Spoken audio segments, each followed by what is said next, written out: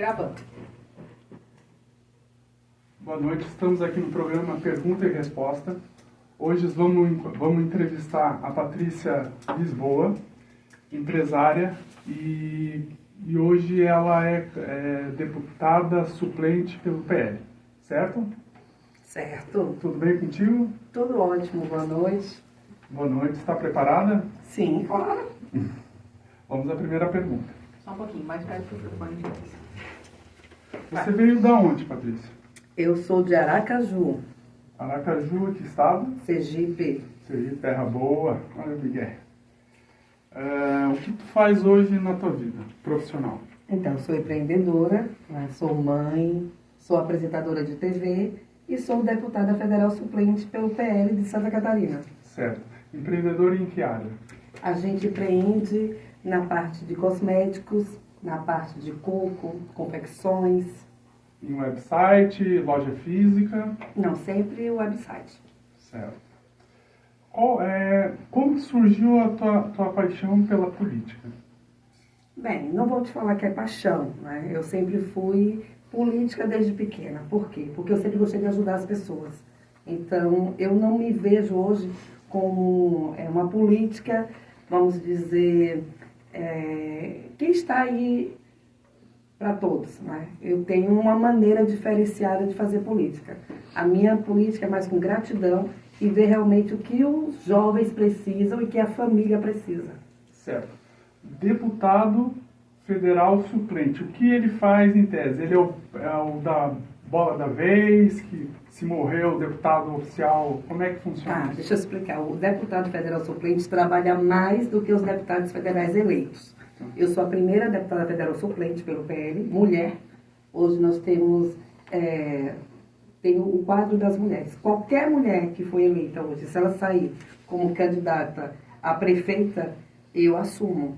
Se o meu candidato, que é o Zé Trovão, estiver doente, sair de férias, eu assumo. Então a gente fica na suplência, mas esse tempo que a gente está na suplência, a gente trabalha mais no Estado do que eles que são eleitos. Por quê?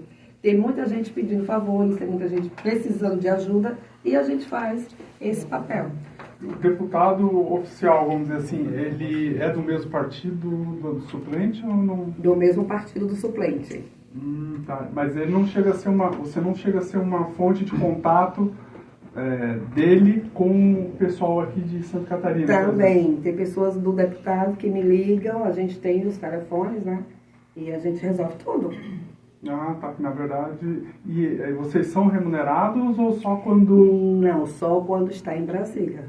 A gente só é remunerado quando estamos em Brasília. Você pegou férias e também... Eu vou para lá. Agora, todos os benefícios que todos eles têm lá. Os direitos, como eu sou uma deputada federal realmente eleita. Certo. Você também trabalha na área de mídia, né? Isso. De televisão, isso. Né? Hoje, o que tu faz? Então, eu tenho um programa no YouTube chamado Programa Vida que Segue. E a gente está aí, né? Fazendo os trabalhos no Estado e também em alguns lugares do Brasil, não só em Santa Catarina. Tá. Na política, que você provavelmente já foi lá para Brasília. Já teve oportunidade de conversar com políticos, não do partido, mas em si. Como é que você consegue lidar com a arrogância e o ego desse povo? Então, vamos lá. Eu sou uma pessoa simples, humilde, mas eu sei me comportar também com essas pessoas. Então, quando eu chego, eu tenho um posicionamento. Eu sempre digo que eu sou uma pessoa resolvida. Então, eu consigo falar com o presidente Lula, eu consigo conversar com outros deputados, né, que têm essa arrogância, porque eu tenho um objetivo. Então, quando você tem um objetivo, fica mais fácil você se impor e eles também te respeitarem. Porque você primeiro se respeita, né? Você não está ali porque você está ali pelo povo. Então, as pessoas te representam. Então, você tem uma representação no Brasil. Então, quando você chega ali no meio dos arrogantes, eles te respeitam. Tá. Não tem amizade. Certo. É o teu primeiro mandato. Isso. E a primeira vez também que eu fui candidata. Certo. E como é que o que tu aprendeu assim em pouco tempo, né? Foi esse ano que foi assumido? Isso, vamos lá. Eu sempre fui apresentadora de TV, empreendedora. Recebi o convite, né, primeiro pela União Brasil, pelo Luciano Bivar, e depois fui convidada pelo PL. E por que PL? Por causa do Bolsonaro, porque eu sou bolsonarista. Então, como estavam só 2 candidatos, o Bolsonaro que me representava, foi vou ficar no PL. E o que acontece? O estado de Santa Catarina, 70% da população votou no PL. Então, todos que estavam no PL, inclusive o governador, o senador e os demais que foram eleitos, foram beneficiados. Sendo que essas pessoas que foram beneficiadas, elas têm que fazer o mesmo, tudo que foi divulgado no período da campanha. E eu estou aqui fiscalizando também, porque quando você é eleito, você tem que lembrar que você fez uma campanha e que você fez promessas. E essas promessas todo mundo fica cobrando, né? Então não dá para você não fazer o que você prometeu no período da campanha. Mas assim, a título de crescer profissionalmente, falando profissionalmente político, qual é o teu maior desafio? É saber lidar com diferentes tipos de pessoas, ou falar, talvez, aperfeiçoar mais na comunicação? O que tu acha que... Olha, isso para mim foi uma coisa fácil, porque a minha vida toda eu lidei com empresários e com o povo. Eu tive uma empresa de perfumes no sul da Bahia durante 5 anos. Eu tinha 30 revendedoras que revendiam porta em porta. E eu sempre estava com os empresários e com o povão. Então, eu sempre tive facilidade de chegar no público A e também falar com o vendedor de cachorro-quente, o que está ali vai na rua. Então, para mim, eu não tive, assim... Não teve nenhuma barreira... Não, eu nunca tive barreira de chegar a falar, me comunicar, com quem quer que seja. Nunca tive. Certo.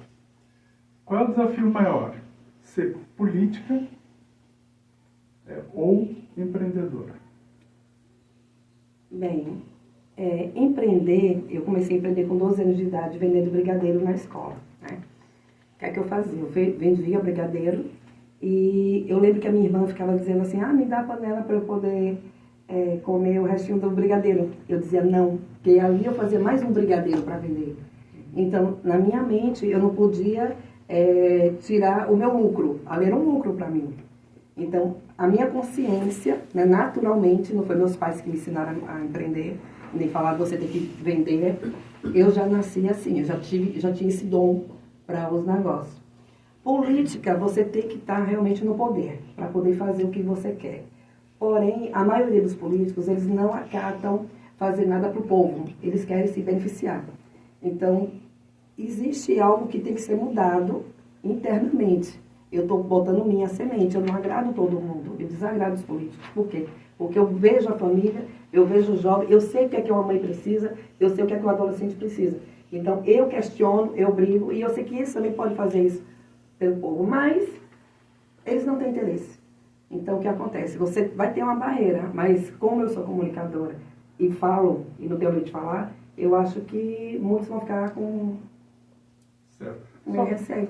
Certo. Então, para mim também não tem, assim, nem como política, nem como empreendedora, para mim, eu não vejo dificuldade. O teu canal do YouTube trata de que tipo de assunto? Então, eu estou com um canal do YouTube que era do programa Vida que Segue, falando de empreendedorismo, turismo, saúde, economia. Mas para homem e para mulher? Homem e mulher, a família. Certo. Hoje você considera que a televisão hoje, você acha que ela está imparcial ou parcial? Imparcial ou parcial? Ela está parcial. Parcial? Certo. Independente de que lado que é. Mas, você concorda que governos anteriores tiveram algumas falhas de comunicação? Sim. Talvez seria mais... o problema maior foi a falha na comunicação. O meu ponto de vista com o Bolsonaro é que ele foi realmente um bom presidente, né?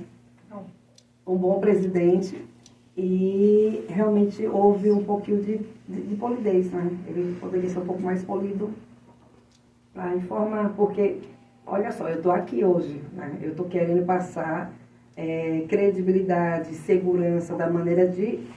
Porque eu não vou falar com meus filhos, eu não vou falar com meu marido, eu vou falar com pessoas. Então eu tenho que ter uma maneira realmente mais suave de ouvir, que as pessoas tenham mais entendimento. Então, o que houve também, acho que prejudicou bastante, foi essa questão da comunicação. Certo. Eu não estava querendo levar para assuntos pessoais, professor. Não sei como é que está o tempo. Então, nós encerramos por aqui a entrevista com a Patrícia Lisboa. Foi um prazer te conhecer. Igualmente. Uma boa noite.